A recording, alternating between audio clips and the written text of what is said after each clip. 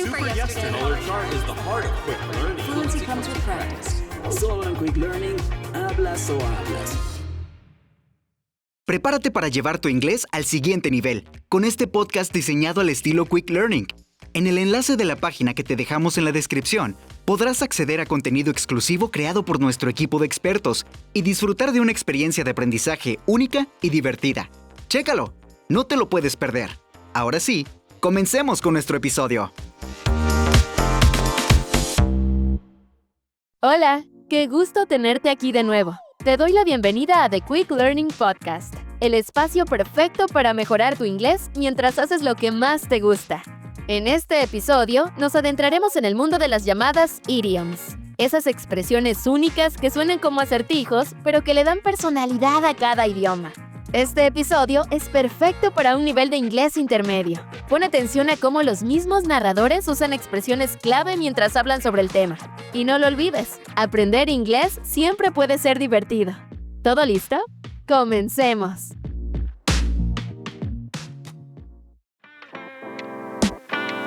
Hey everyone, and welcome back to the Quick Learning Podcast. Today we're diving into the world of idioms. Idioms. Gotta love them. They can be tricky though, right? Yeah, they sure can. In fact, it was something that happened to me at a coffee shop the other day that got me thinking about all this. Oh, what happened? Well, I was getting my coffee, and the barista said, "You're good to go." You know, pretty standard stuff, right? Yeah, totally. But I thought, what if someone wasn't familiar with that phrase? I mean, if you took it literally, it's kind of bizarre. It really is. And that's the thing with idioms, isn't it? They don't always make sense on the surface. So true. And that's why I think this deep dive is so important. It's not just about learning some quirky sayings. It's about unlocking a deeper level of understanding about English. It's like getting a backstage pass to the language. You start to see how the culture and the history are all woven into these expressions. Exactly. Think about it. Break a leg. Now, why on earth would you say that to someone? Unless you were actually wishing them harms. Right. But of course, we know it means good luck, especially in the context of performing. It's like a secret handshake, isn't it? You need to be in the know to understand the true meaning. Exactly. And once you learn those secret handshakes, you start to sound more natural, more fluent. It's like you're speaking the language on a whole new level. I remember this one time a friend of mine completely misunderstood the idiom, spill the beans. Oh no. How did that go? They thought it meant someone had literally dropped their lunch. It was hilarious. Oh, I bet. But it just shows you how important context is with these things. That's so true. You can't just memorize a list of idioms and expect to use them correctly in every situation. Right, you have to understand the nuances, the unspoken rules. Okay, so how do we get better at this? Yeah. Any tips for our listeners who are maybe feeling a bit overwhelmed by all this talk of idioms? Well, I'd say there are 3 key things. Listen closely, practice as much as you can, and pay attention to the context. Okay, let's break those down. Listening closely, what do you mean by that? It's all about immersing yourself in the language. Watch movies, listen to podcasts, even pay attention to conversations you overhear. You'll be surprised how many idioms you start to pick up naturally. So it's like learning by osmosis almost. Just absorb it all in. Exactly. And then, practicing those idioms. Any suggestions on how to practice? Find a language partner, join a conversation group, even just try using them with your friends. The more you use them, the more comfortable you'll become. Don't be afraid to make mistakes. Absolutely. Mistakes are part of the learning process, and you know what? Sometimes they lead to the funniest stories, like your friend with the spilled beans. So true. Okay, so we've got listening, we've got practicing. What about that third element, understanding the context? That's a crucial one. You need to be aware of the subtle cues that tell you when an idiom is appropriate. Like, you wouldn't say break a leg to someone before a job interview, would you? Probably not the best choice there. Exactly. Break a leg is perfect for a performance setting, but in other situations, it might just cause confusion. So it's all about reading the room, right? Knowing when an idiom will enhance the conversation and when it might just fall flat. Exactly. So it's not just about memorizing the phrase, it's about understanding the when and the why of using it. That seems like a good point to wrap up this first part of our deep dive, wouldn't you say? It does. We've kind of laid the groundwork here, and next time we can really get into the cultural side of things, like how idioms reflect different values and perspectives. I'm looking forward to that. And for our listeners, we'll leave you with a little idiom challenge to ponder. What does hit the nail on the head actually mean? We'll reveal the answer in part 2. Hit the nail on the head. Think about it.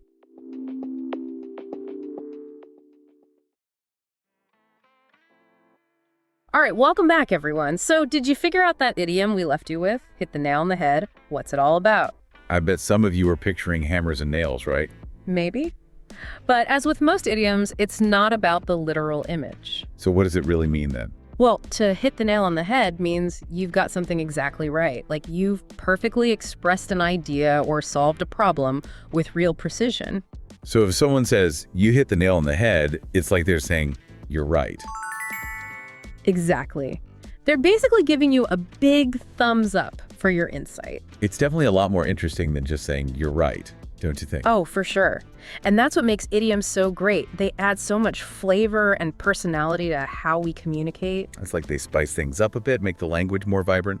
Perfect analogy. Just like a chef adds spices to make a dish more interesting. I'm curious, what are some of your favorite idioms? You know, the ones that you really enjoy using or that just stand out to you? Ooh, that's a tough one. There are so many good ones, but one that always pops into my head is a piece of cake. Ah, yes. That's a good one. It instantly gives you that feeling of something being easy, effortless, like that test was a piece of cake. Yep, it just paints such a clear picture, you know? It really does. It's so much more impactful than just saying it was easy. And you know, it's funny how often idioms use these concrete images to express more abstract ideas, like let the cat out of the bag. Oh, I love that one. You can practically see that cat escaping and the secret being revealed. Right. It's so much more vivid than just saying to reveal a secret. For sure, and it makes it more memorable, too. Another one I like is curiosity killed the cat.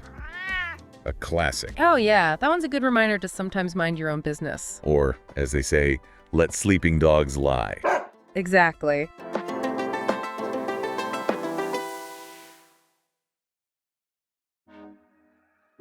It's amazing, though, we've been using idioms this whole time without even thinking about it. It's true. They're so deeply embedded in how we speak, which makes you realize how important they are for anyone learning English, wouldn't you say? Absolutely. It's not just about vocabulary, it's about understanding the culture, you know, the way people express themselves. So it's about going beyond textbook fluency and really getting a feel for the nuances of the language. Exactly. It's about, you know, being able to understand those subtle meanings, those unspoken things. So if idioms are like these keys to unlocking cultural fluency, what's the best way for someone to start incorporating them into their own speech without sounding, forced or unnatural? That's the million-dollar question, right? It's a delicate balance.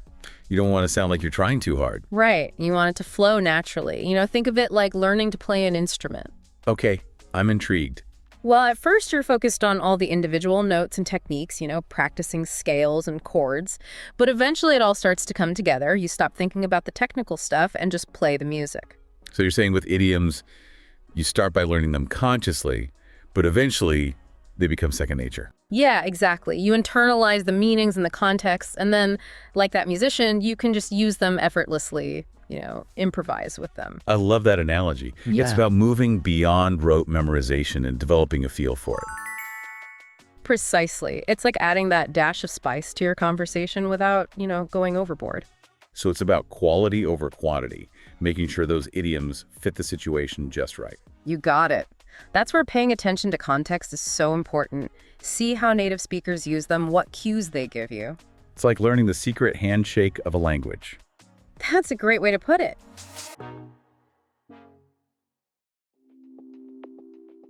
So for our listeners who are eager to dive into this world of idioms, what advice would you give them? Any words of wisdom? I'd say embrace the challenge. Don't be afraid to make mistakes. Have fun with it, because practice makes perfect, right? Here's another idiom for you. Right. And remember, it's not just about memorizing phrases. It's about discovering this whole other layer of the language, appreciating the cultural richness of it. Beautifully said. It's like adding a whole new dimension to your language skills. Right. Making you a more engaging and effective communicator. It just occurred to me that learning idioms, it's almost like learning to read between the lines. You're not just understanding the words, but like the cultural meaning behind them. That's a great point. Idioms often capture a whole story or a cultural attitude, all packed into a few words. Like take the idiom, kick the bucket. Kind of a weird image if you think about it literally. Right. But when you know it means to die, you start to see how it reflects a certain, dark humor, a way of dealing with a tough subject. It gives you a glimpse into how a culture views things, and that's what makes learning idioms so fascinating, isn't it? You're not just expanding your vocabulary, but you're really getting a deeper understanding of how people think. It's like cracking a cultural code. Exactly.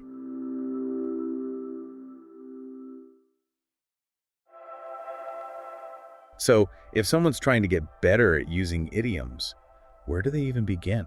Are there some that are, easier to learn than others? That's a good question.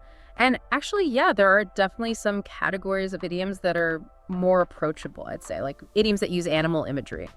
Oh, like what?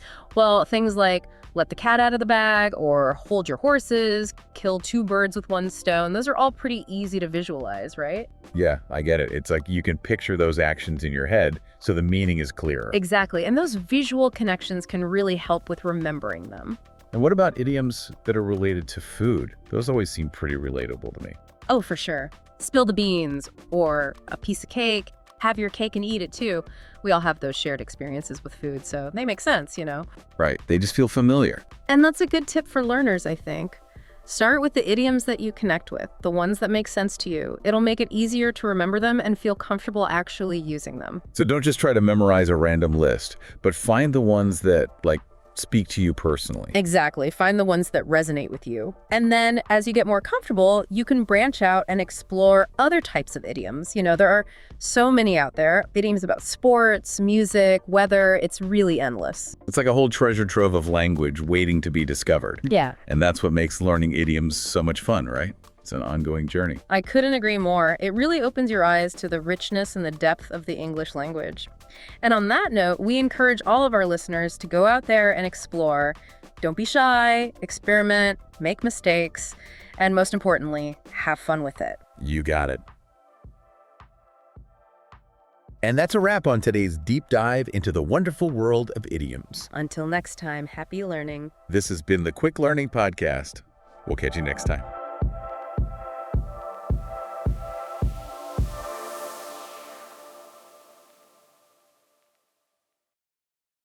Y así terminamos otro episodio de The Quick Learning Podcast. Espero que hayas aprendido algo nuevo sobre las expresiones idiomáticas y cómo usarlas con confianza. Recuerda que el aprendizaje es un viaje y cada paso cuenta. Si te gustó el episodio, no olvides compartirlo y seguirnos para más contenido que te ayudará a reforzar tu inglés. Hasta la próxima semana.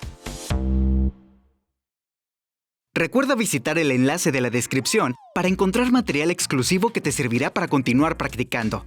Aprender inglés nunca fue tan único. Si tú ya conoces nuestras clases, te estarás preguntando, ¿y el color chart? ¡Buenas noticias! En el enlace también podrás mejorar tu pronunciación haciendo uso de esta gran herramienta.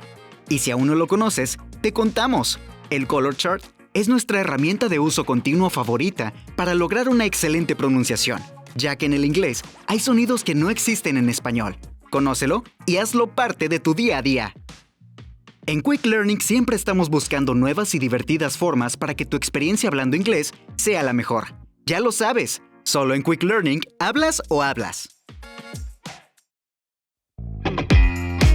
Everybody, color chart. Action, passion, and emotion. Super yesterday. Color chart is the heart of quick learning. Fluency comes with practice. Solo en Quick Learning, hablas o hablas.